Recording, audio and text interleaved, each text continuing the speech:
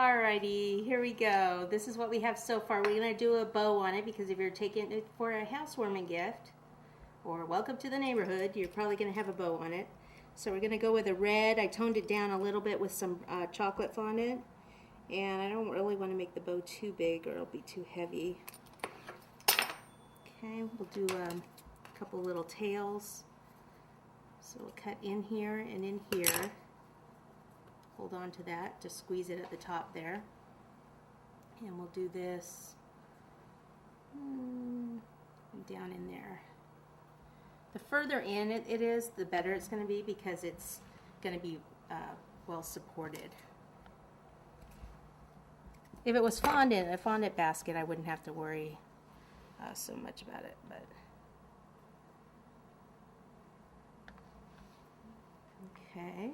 And then for the center part, I usually go a little bit wider. And I'll bring this and I'll pull it into the center. Okay, and then squeeze the center. And then we need a piece that will go across the center here.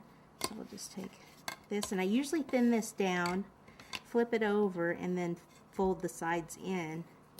And then I could actually fold that in a little more and place it over the top.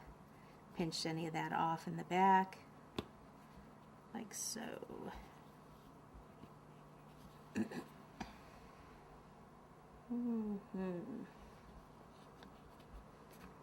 This is something I would probably do ahead, let it dry, and put it on when I got there because that's so close to the edge.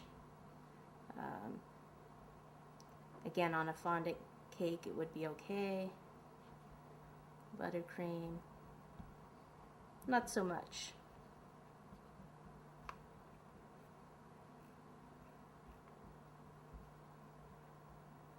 Just kind of making sure I'm pushing it on there. Put your fingers like in here and really squish it onto that buttercream that's behind there. And that helps open the bow too. Okay. And then we just need a little tag and I think we're done. Maybe a couple more leaves.